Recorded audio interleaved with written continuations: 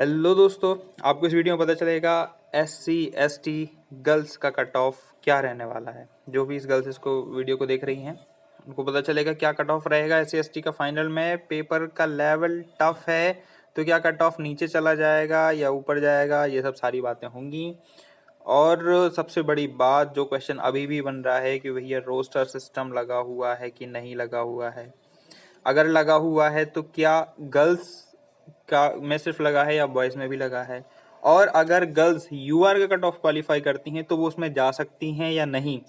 सारे क्वेश्चन के आंसर मैं इसी वीडियो में दे दूंगा, आपको परेशान होने की ज़रूरत नहीं है।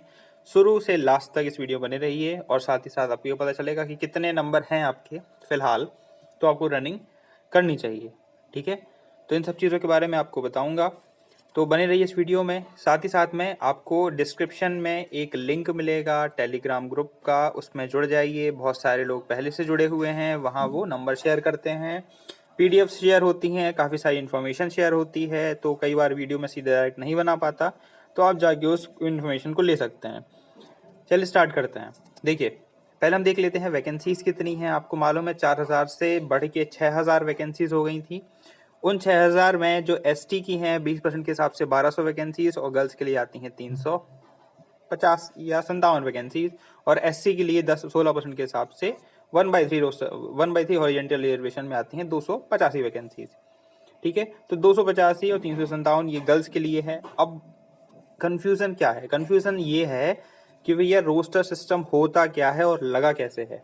देखिए, मैं आपको बताता हूँ। रोस्टर सिस्टम का मतलब होता है कि अगर किसी ने किसी भी कैटेगरी से फॉर्म भरा है, मान लीजिए आपने किसी कैटेगरी से फॉर्म भरा SC से, तो आप भले 80 नंबर ले आए लेकिन आप जनरल में काउंट नहीं होंगे।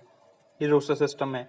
आप किसी भी कैटेगरी से फॉर्म भरे हो और अगर UR का कट ऑफ क्वालिफाई कर भी जाते हैं तो सिर्फ उसी कैटेगरी में ही रहेंगे, उसी कैटेगरी के टॉप मेरिट में आ जाएंगे, लेकिन आप UR में नहीं जा पाएंगे। ये होता है रोस्टर सिस्टम। ठीक है, दूसरी चीज़, गर्ल्स में ये कहाँ तक लगा है, गर्ल्स में लगा भी है नहीं लगा है। तो देखिए, बॉयज़ में रोस्टर सिस्टम नहीं है, बॉयज़ के लिए रोस्टर सिस्टम नहीं है, गर्ल्स के लिए है। अब इससे फ़ायदा क्या है और नुकसान क्या है, तो मैं बताऊं।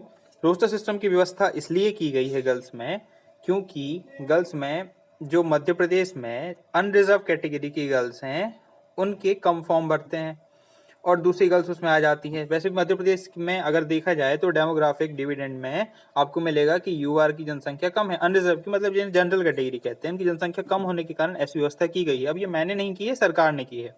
ठीक है, तो आप क्वेश्चन चाहें तो पूछ सकते हैं उनसे कि भैया ऐसा क्यों व्यवस्था की गई, लेकिन की गई है। तो अब होगा क्या, अब SC वाली जो गर्ल्स है या ST वाली जो गर्ल्स हैं वो अनरिजर्व की गर्ल्स की कैटेगरी में क्वालिफाई करेंगी तो भी वो मेरिट में अपनी ही कैटेगरी में रहेंगी। मतलब अगर आपने फॉर्म भरा है ST से तो सब आप ST की ही मेरिट में जाएंगी, अगर SC से फॉर्म भरा है तो SC की ही मेरिट में जाएंगी। आप किसी गर्ल की कट ऑफ को क्वालिफाई कर भी लेते हो अनरिजर्व की तो आप वहाँ पे काउंट नहीं होगे। अच्छा ठीक है, ये बात है। एक क्वेश्चन और है कि मान लीजिए कोई गर्ल की कट ऑफ है और वो UR बॉयज़ की कट ऑफ को क्लियर कर लेती है। कोई SC की गर्ल है या ST की गर्ल है, वो अगर UR या जनरल के बॉयज़ की कट ऑफ क्लियर कर लेगी तो क्या वहाँ पे शामिल हो जाएगी? तो आंसर है यस। पूरे यूट्यूबर्स में शायद ही किसी को लिए क्लियर हो। ठीक है, मैंने तो नहीं देखा है कि अभी तक किसी ने क्लियर बताया है। मैं आपको बताता हूँ कि अगर आप SC में शामिल हो या ST में शामिल हो, आपने इस कैटेगरी से फॉर्म भरा भी है, तो भी आप अनरिजर्व के बॉयज़ के कट ऑफ को क्लियर करने पे उसमें शामिल हो जाओगे। तो यहाँ तक कन्फ्यूज़न क्लियर? कुछ दिक्कत हो तो कमेंट बॉक्स में रख देना या पूछ लेना अपना क्वेश्चन, तो मैं उसको क्लियर कर दूंगा। ठीक है, अब यहाँ तक बात क्लियर। अब देख लेते हैं हम कि कट ऑफ क्या रहेगी। पहले हम देख लेते हैं लास्ट ईयर की कट ऑफ क्या रही थी। तो लास्ट ईयर की कट ऑफ जो है वो कहाँ मिलेगी हमें, वो यहाँ मिलेगी। तो देखिए, ST में फीमेल में जो लास्ट ईयर की कट ऑफ है वो गई थी 47 नंबर, ST फीमेल 47, और SC फीमेल की बात करूँगा तो ये गई थी 50। इस बार क्या रह सकती है, आपके कितने नंबर आए हैं कि आपको रनिंग की प्रैक्टिस करनी चाहिए। तो देखिए वो देख लेते हैं। मान लीजिए आपके इस बार नंबर आते हैं 43, 44 या 45। किसी गर्ल के नंबर आए 43 जो एसटी में आते हैं, एसटी में 43, 44 या 45 हैं, तो आपको रनिंग की प्रैक्टिस 100% करनी चाहिए।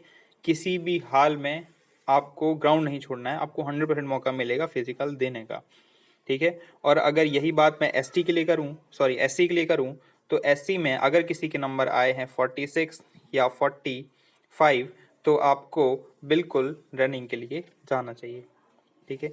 अब मैं ऐसे क्यों कह रहा हूँ, देखिए लास्ट ईयर कट ऑफ ज़्यादा गई नहीं थी, इस बार भी ज़्यादा नहीं जाएगी। ऐसा नहीं है कि सीट कम है तो कट ऑफ एकदम ऐसा वर्टिकल ग्राफ ले लेने वाली है, ऐसा कुछ नहीं होने वाला है, ठीक है, क्योंकि पेपर लेवल आ रहा है टफ, जो सारी चीज़ों को बैलेंस कर देता है। और दूसरी चीज़ नॉर्मलाइजेशन की प्रोसेस है, क्वेश्चन गलत आ रहे हैं तो 1-2 नंबर बढ़ेंगे भी, तो उन सब चीज़ों को भी कंसिडर करके ही मैं बात कर रहा हूँ। और अभी जान लेते हैं कि टोटल जो फाइनल कट ऑफ है वो क्या रहने वाली है। तो अगर एससी की बात करूँ, एससी की गर्ल्स की बात करूँ, तो आपका 51, 52 ये 2 नंबर नोट कर लीजिए। इन 2 नंबर्स पर फाइनल मेरिट लग जाएगी, ठीक है। किसी के 49 या 50 भी हैं तो निराश ना हो, नॉर्मलाइजेशन बाकी है, क्वेश्चन कैंसिलेशन अभी बाकी है, ठीक है। तो उन सब चीज़ों से अभी गुजरना है, तो 51, 52 में आपका फाइनल सिलेक्शन हो जाएगा। और अगर मैं एसटी की बात करूं, एसटी गर्ल्स की, तो एसटी गर्ल्स में 49 से लेके 50 ये वो नंबर है जिनके बीच में आपकी मेरिट 110% लग जाने वाली है। तो देखिए आपके इतने नंबर हैं तो आप बिल्कुल अपने आप को श्योर मान सकते हैं। कम नंबर हैं तो भी फिजिकल की तैयारी तो करना ही करना है, ग्राउंड तो जाना ही जाना है, तो फिजिकल जाइए, ग्राउंड की तैयारी करिए, और हो सकता है नंबर बढ़ जाए, क्योंकि पिछली बार 6 से 7 नंबर तक बढ़े हैं लोगों के, 6 से 7 नंबर तक बढ़े, जी हाँ 6 से 7 नंबर बढ़ जाते हैं। तो देखिए इस बार क्या होता है, इस बार तो मान के चलते हैं कि क्वेश्चन गलत आ रहे हैं तो 1 से 3 नंबर तो वैसे ही बढ़ने वाले हैं, और अगर ज़्यादा बढ़ जाते हैं तो फिर बढ़िया है, आपके ऊपर भगवान की कृपा है। बाकी फिजिकल की तैयारी करिए, और जो भी क्वेश्चन हो उन्हें कमेंट बॉक्स में डाल दीजिए। Till then thank you for watching and all the best.